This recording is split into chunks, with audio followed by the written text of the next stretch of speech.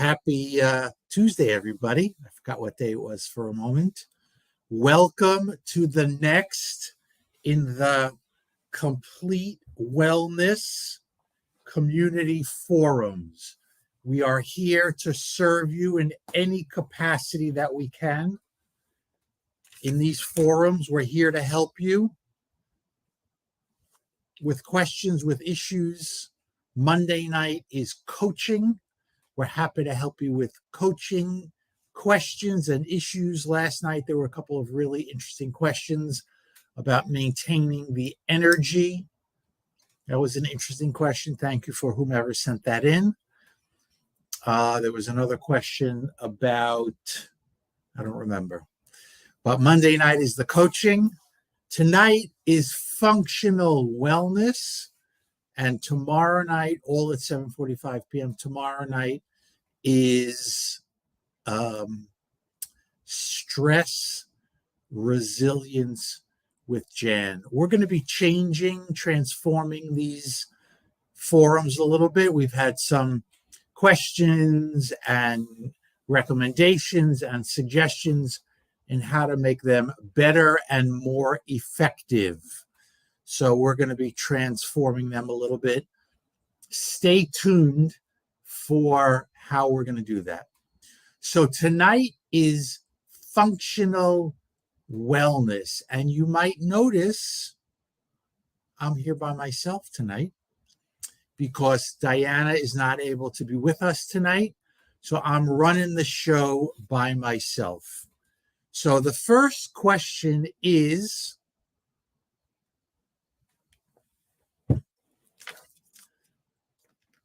really, it's not the first question. The second question is, what is functional wellness? The first question is, how does someone get healthy? And there are many pillars, many pieces of the puzzle to wellness. I apologize, by the way, for looking back and forth. I'm here on my laptop on multiple platforms and here on my phone on Instagram. So I apologize that I'm jockeying back and forth. So how does one become healthy? One becomes healthy by supporting themselves in many, many different areas. For example, nutrition. That's related to functional wellness. We'll talk more about that in just a moment. Proper biochemistry, proper alignment. Alignment is huge and not talked about enough. Posture is extremely important. Fitness is a very important part of your health. Mental attitude. You could be eating all the right foods and exercising and have great hormones. But if your mental attitude is off, you are never going to be healthy. And of course, hormones. When I talk about alignment for 1 second, I just want to mention posture is really important. I believe in the next 20, 30, 40 years, you're going to see posture come up as an extremely important component of health. Right now, it's not talked about a lot, but it is really important. There are many issues there related to fascia. Maybe you read my book, Free Your Fascia. If you want a free book, text me at 646-284-5220 and write free book, please. I'd be happy to send you my book. Hormones, very important, and fitness is important when it comes to your health. When it comes to fitness, is it just muscles? Is it cardio? Is it stretching? Yes, it's all of those. So health and wellness, fitness, all of these things are multifaceted. And one of the components of getting healthy is functional wellness. Now, what is functional wellness? Functional wellness is getting your body optimally to produce wellness. That's why it's called functional wellness. It's different than medicine. It's different than typical medicine. Typical medicine is at one end of the spectrum where its goal is to treat symptoms and disease. Very important. Emergency medicine, really important. If you're in an accident, hopefully never. But that's important. But functional wellness, the goal is to get you functioning optimally. That's at this end of the health spectrum. The goal of functional wellness is to get your body functioning optimally. In what areas? Biochemistry, hormones, nutrition, vitamins, minerals, sleep, sex. I should say that libido, not sex, but libido. So it's about giving your body the components, the things that it needs to be optimally healthy. That's what functional wellness is. And at our office at Complete Wellness, we do that usually, although not exclusively, with blood work to discover where your biochemistry is, your hormones. We might also do it with a GI, what's called the GI map test, which tells us about what's going on in your gut. There's so much talk about gut and the microbiome. Well, how do you find out what's going on in there? You've got to test it. And another important hormone that we test is called cortisol.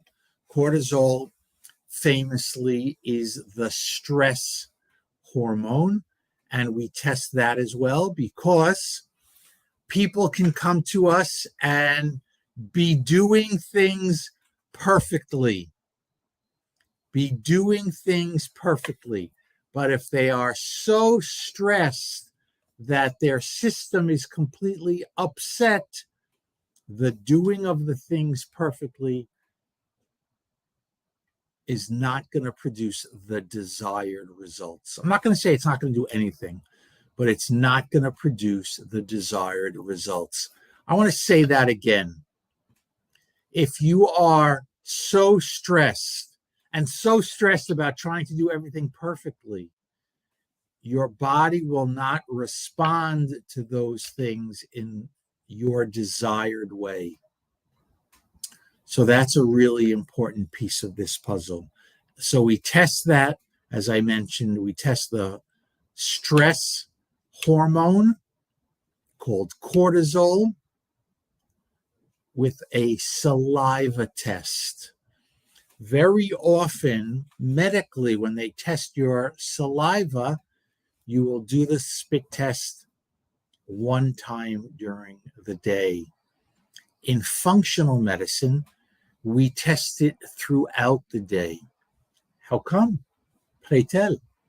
Because your cortisol levels change throughout the day. Cortisol is sometimes called the circadian hormone because it changes with your circadian rhythm. So it must be tested throughout the day to see that it is responding to your body's requirements throughout the day. It's doing the right thing throughout the day. And of course, your circadian rhythm is part of your health, part of your sleep cycle. So in functional wellness, we talk about sleep as well because we want your circadian rhythm to be functioning properly in conjunction with, for example, your cortisol levels so that your body can produce the proper cortisol levels. These are all extremely entwined with what you're eating. Hormones are entwined with what you're eating, with your food, with your nutrition. So all of these issues are quite complex because we have to figure out exactly what's going on with food, with hormones, with stress, with sleep.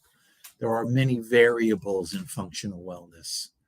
When it comes to nutrition, there are certain foods that produce hormonal balance, and of course the opposite is true. There are foods that produce hormonal imbalance. Very often, I notice that guys in their 40s, 50s, 60s, 70s, they got that little pouch, that little belly. It looks like they got a little pillow underneath their sweater. Well, that's really indicative of hormonal health, food health, cardiovascular health. That belly has been a predictor for cardiovascular health and mortality. So if your dad or your brother or your uncle has that, people call it a beer belly. It's not necessarily a beer belly, but that pouch. I wanted to stick a pillow under my vest, but I forgot to do that before the broadcast tonight, to show you what that looks like. I'm a guy in my 60s, so I'm looking all the time at guys to see what they look like. And one of the things that goes with that big belly, I keep pounding myself. I'm very happy that I don't have that, because I work a lot on my health, my hormonal health, my cardiovascular health in a lot of ways. One of the things that we often see with that belly, I'm just trying to get my thought together, is a hormonal imbalance. That tissue, that fat is estrogenic. What does that mean? It produces estrogen. Of course, guys should not have too much estrogen, and they should have way more testosterone. And when they have that belly, their estrogen is too high and their testosterone is too low. A patient came to us recently, a young man, a man in his late 20s, if I remember correctly, had that belly. He saw it as a weight problem, but his issues were way more complex than that. And he shared with us, and that was very brave of him, he shared with us that he was having problems in the bedroom.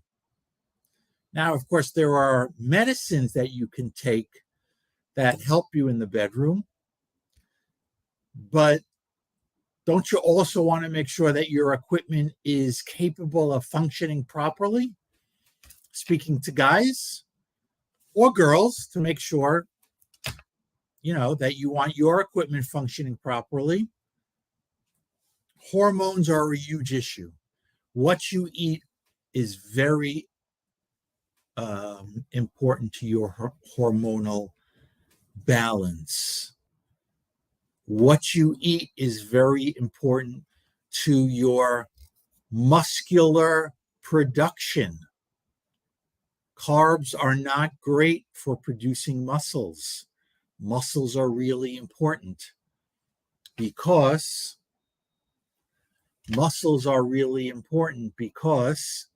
they are our metabolic tissue. They are our metabolic tissue. What does that mean? That's where we burn calories. We burn calories in our muscles. The more muscle mass you have, the more muscle mass you have, the greater your ability to burn calories. I just want to dive into that a little bit more for 1 second. So often I see people at the gym and they're working away on their cardio. They're on the treadmill, they're on the elliptical, they're on the Stairmaster, burning calories. And that's the number that they look at. And they work really hard and they burn 300 calories. That's a lot of work. That takes a lot of time. And then they go home and they have, 1 cracker or 2 crackers, and all of those calories, all of that calorie burning is for naught. It's very simple that way when it comes to calorie burning. However, muscular tissue burns calories even when you're not working out. It is constantly burning calories. That's what muscle does. It is metabolic tissue. So that's important. And how you eat is going to support that system. So, for example, one of the things that we do in our office is an in-body test. An in-body test tells us how much body fat you have, the relationship, the percentage relationship between fat and other tissue in your body. It should not be too high. How much muscle you have in your body. This is a great test that we use to figure out where our patients are at. And one of the things that we do to figure out where they need to go, where their health goals should be. So that's an important piece of the puzzle.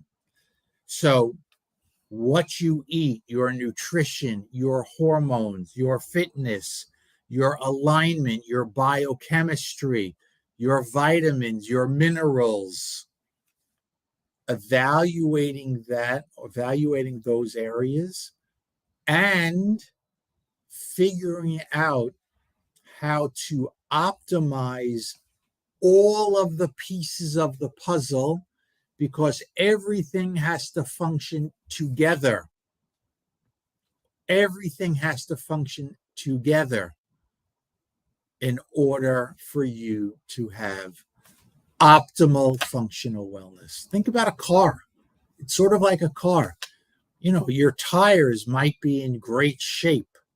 You may have a great tread on the tires. They're new tires. You just put them on, and they have the perfect air in the tires, the perfect inflation, the perfect PSI, pounds per square inch.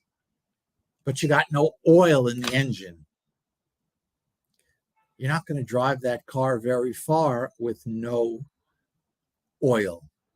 Of course, talking about a gas-powered car. I don't know enough about electric vehicles just yet to know even what's inside that engine.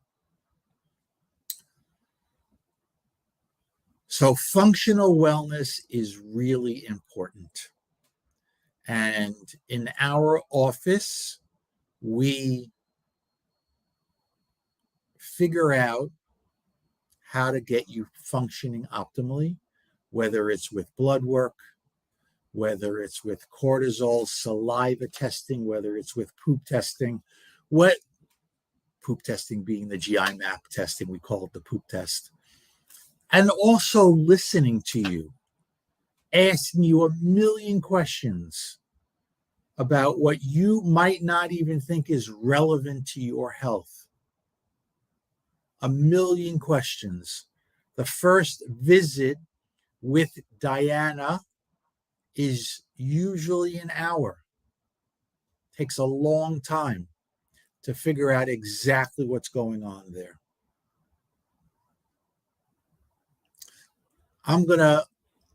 What's that expression they say in the South? I'm going to brag on Diana for a moment.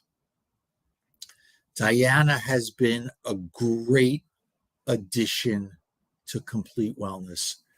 Functional wellness plays a vital role at our office called Complete Wellness. It plays a vital role in someone's health and wellness. And Diana plays a vital role in the functional wellness department. She is amazing. She is amazing. I'm happy to tell you that. First of all, she's, as I like to say, she's as sweet as sugar. She knows a tremendous amount. She comes from a medical family, so she sort of has that mindset. She has that way of thinking. She knows a tremendous amount. She has her nutrition degree from NYU. She's a registered dietitian. That's sort of the more medical way of thinking about nutrition. But she also has her master's in nutrition from the non-traditional school. So she knows both sides of it. She is fantastic. I cannot tell you how many compliments I get from our patients on Diana. If there are any questions out there, I'd be happy to answer questions about what is functional wellness. I'd be happy to answer questions about what is functional wellness and how we address specific issues and and if you're, have a challenge right now of a health issue, how we might address that. If there are questions, I'm happy to take those. I know I'm a little boring when I'm not engaging with Diana. She's wonderful, as I said. She has a tremendous amount of knowledge, and unfortunately, she just couldn't be here tonight.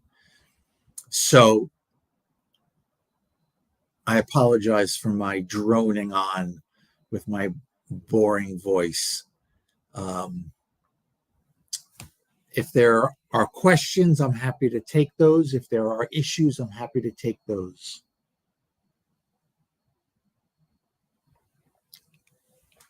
If there are comments, I am happy to take those. If you would like to have a copy of my book, a free copy of my book, I'm in a very generous mood tonight. Text me 646-284-5220. And if you are interested in having an in-body test in our office, text me your name and write in-body 646-284-5220. 646-284-5220 if I said that too fast the first time.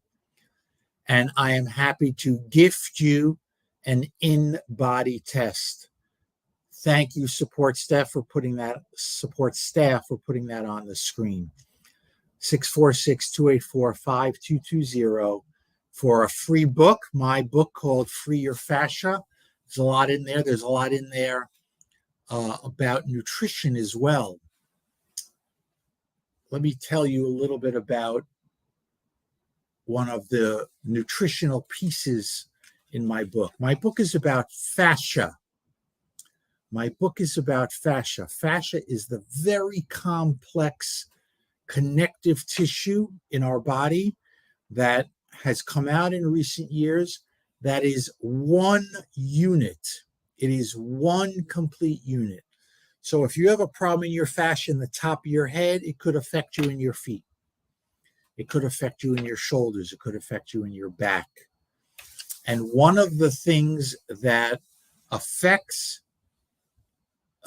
your fascia is something called AGEs, Advanced Glycation End Products. And advanced glycation end products come from too much sugar in the diet. What kind of sugar? Any kind of sugar. White refined sugar and sugar that comes from fruits and vegetables. Sugar is sugar at the end of the day. So you want to try and limit the sugar in your diet because it can also affect your fascia. It affects everything. If I had to tell you one main thing to stay away from, it would be sugar. A good guideline for how much sugar you can eat is 25 grams. You can eat up to, I don't want to say you can eat, a good max point of sugar on a daily basis is 25 grams. I do that myself. It's, how shall I say? It's a little difficult, but it's not hard. It's certainly not impossible. There are days when I eat close to zero sugar. I'm very, very aware of the sugar that I eat. If there are questions, I will take your questions now, post them in the chat anywhere where you are, on Instagram here on my phone or on other platforms here on my laptop. I apologize for jockeying my face back and forth, but I'm on two devices. I'm happy to take any questions, comments, anything you might have. If there are no questions or no comments, I am going to sign off for tonight. Again, I apologize that Diana was not able to be here with us tonight and you had to listen to me by myself. I know talking with her and engaging with her and interacting with her is much more exciting than listening to just me. I hope that you will be back next week. Tomorrow night, feel free to join Stress Resilience with Jan at 7:45. And I'll be back next Monday night on the coaching forum. All 7:45s, all brought to you courtesy of Complete Wellness. We treat all different kinds of people with all different kinds of health goals. If you're interested in coming in or have questions about coming in, you can text me. It's just an easy way to do it. As I mentioned earlier, 646-284-5220. Feel free to text. Questions, comments, the free book, or the free InBody. Thanks for joining. I hope you join more Complete Wellness community forums or join again with Diana. Have a great night, everybody. Thank you so much.